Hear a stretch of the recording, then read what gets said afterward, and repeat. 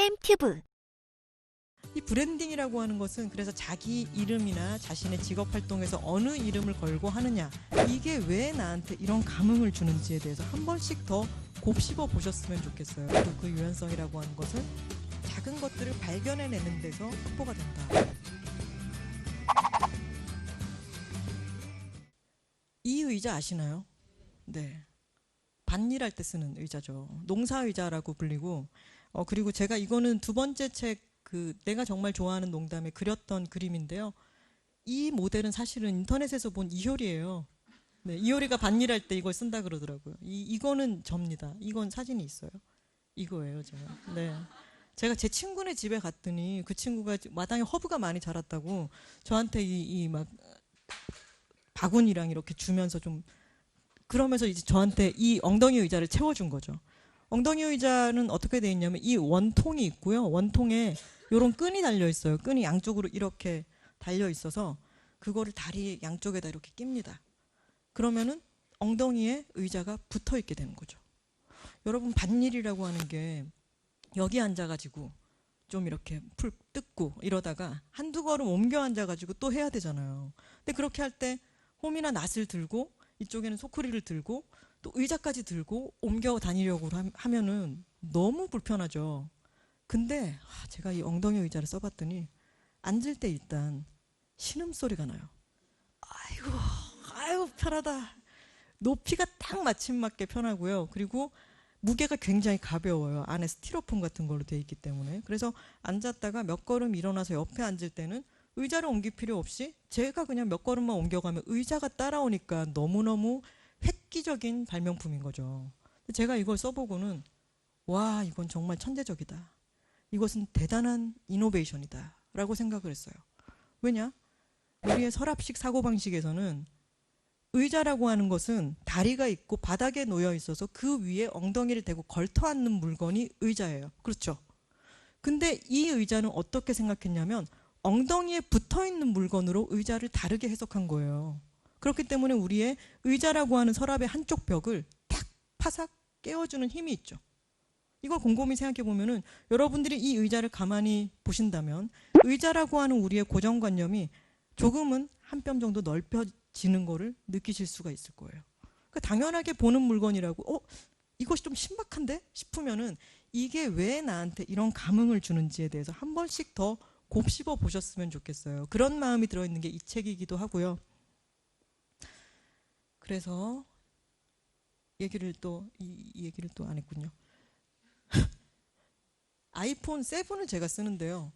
친구 차를 타고 어디 여행을 갔다 오는데 다른 애들은 배터리가 다 됐고 뭐 데이터가 다 됐고 그래서 음악을 틀 사람이 이제 저밖에 없었어요. 그래서 제가 음악을 틀려고 봤더니 그 차는 블루투스가 안 되는 차였는데 옥스 케이블이라고 왜 이어폰 단자처럼 생겨 있는 요 끝에 있는 요거를 꽂아야 되는데 제가 그걸 꽂으려고 봤더니 제 폰에는 이어폰 꽂는 구멍이 없는 거예요.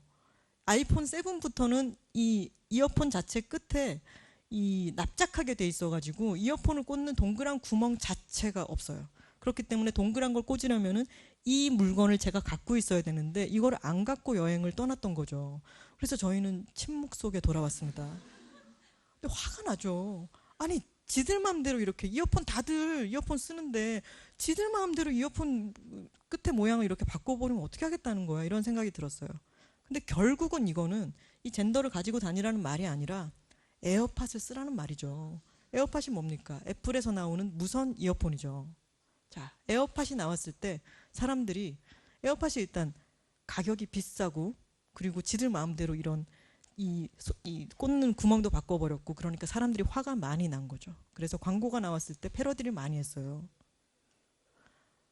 에어팟 와이어리스 이포틀리스 매지컬. 자, 무선이고 쉽고 마법 같다. And lost fucking immediately. 존나 즉각적으로 잃어버림이라는 뜻이죠. 이런 식으로 놀림도 받았고요. 또 이런 것도 있었어요.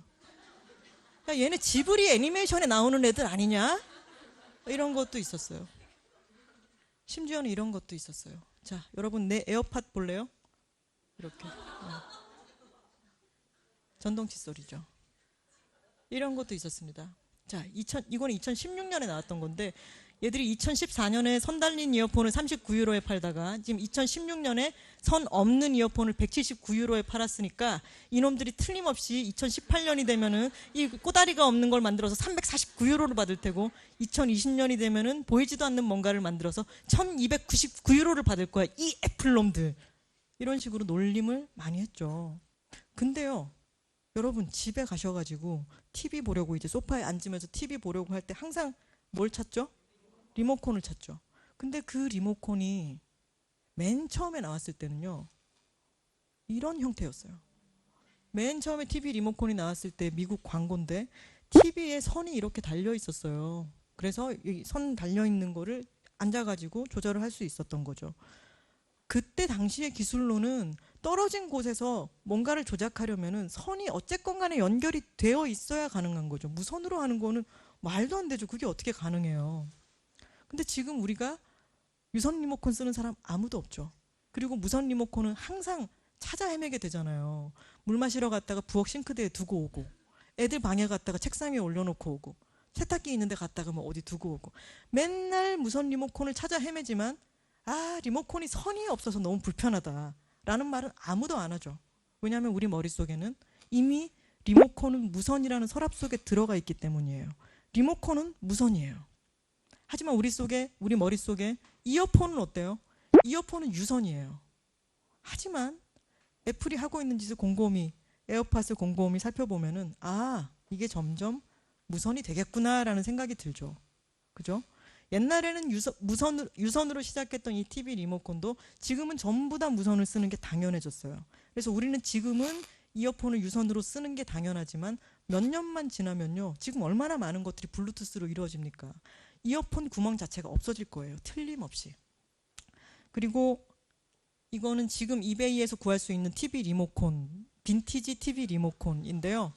아마 한 20년쯤 지나면 우리가 쓰고 있는 이 유선 이어폰이 이베이에서 빈티지 이어폰, 유선 이어폰으로 나오지 않을까요? 틀림없이 그럴 것 같죠. 그럼 그때 당시에 젊은 어린 사람들이 저한테 묻겠죠. 유선 리모컨 쓸 때 안 불편했어요? 우리 땐 당연했어. 맨날 가방에서 꺼내면 어디 막 엉켜 있어가지고 그거 푸는데 시간 다 보내고, 맨날 폰에다가 둘둘둘 감아가지고 다니고, 들으면서 다니다가 어디 틱 걸리면 빠지고 그랬었어. 근데 당연했어. 왜냐면 불편한 줄도 모르고 다들 그렇게 썼으니까 라고 얘기를 한단 말이죠.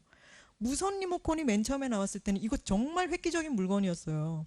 하지만 지금 보기에는 우스꽝스럽죠. 우리가 지금 당연하게 쓰고 있는 것들도 조금 더 시간이 지나면 이렇게 저렇게 변하겠구나. 우리 머릿속에 있는 이어폰이라고 하는 서랍 속의 벽이 조금은 유연해지는 게 느껴지는 거죠. 한 번씩 나에게 어떤 감흥을 주는 것들을 한 번씩 더 생각해 보는 것만으로도 변해가는 세상에 있어가지고 우리의 관념을 조금은 더 유연하게 만들 수 있다고 믿습니다. 그래서 이 책을 이렇게 만들었고요. 제목은 제가 정한 건 아니지만 편집부에서 멋지게 15도라고 정해 주셨어요.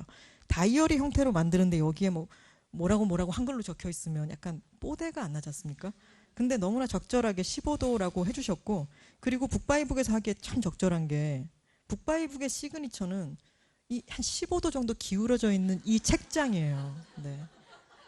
근데 15도라고 정해놓고 났더니 15도라고 하는 이 각도가 25도와도 다르고 10도와도 다르게 진짜 살짝만 이렇게 갸웃해서 보는 각도잖아요. 오은 시인이 이 책을 보고 이런 말씀을 하셨어요. 저는 생각을 못했는데 360도를 24로 나누면 15가 된다는 거죠. 그래서 해석하기 나름입니다, 진짜. 네. 그래서 24시간 중에 1시간이라도 조금은 갸웃하는 시간을 가지면 어떠냐, 이렇게 느껴진다는 거죠. 역시 시인은 달랐습니다. 네. 책이 나왔어요. 아까 제가 이 다이어리처럼 만들고 싶다라고 했고, 다이어리를 왜 다이어리로 했으면 좋겠는가라는 것도 다 말씀을 드렸는데, 문제는 이 책 디자인을 하신 분이 이희영 실장님이라고 굉장히 실력가신데, 이분과 저의 인연이 닿을 뻔하다가 말았던 적이 있는 거죠. 제가 이 책을 내기 전에 힘 빼기의 기술이라는 책을 냈는데, 그 책이 나온 출판사에서 일을 하시다가 그 책 디자인을 맡을 뻔했는데 독립을 하시는 바람에 제가 이 책을 맡았을 때 서로 연락이 됐는데 제가 힘 빼기의 기술을 못하고 나온 게 너무 안타까웠는데 이렇게 만나게 돼서 좋다 이렇게 말씀을 하셨어요. 근데 그래서 너무 잘해버리신 거죠. 그래서는 띠지는 이거 원래 벗겨서 두고 이렇게 들고 다니게 하자 이런 목표였는데 띠지가 막 금박이 들어가고요. 너무 아름다운 이 띠지가 나와서 아무도 이거를 벗겨버리지 못하게 된 거죠. 그래서 처음에 아이디어와는 약간은 차이가 생기게 됐어요. 쌤튜브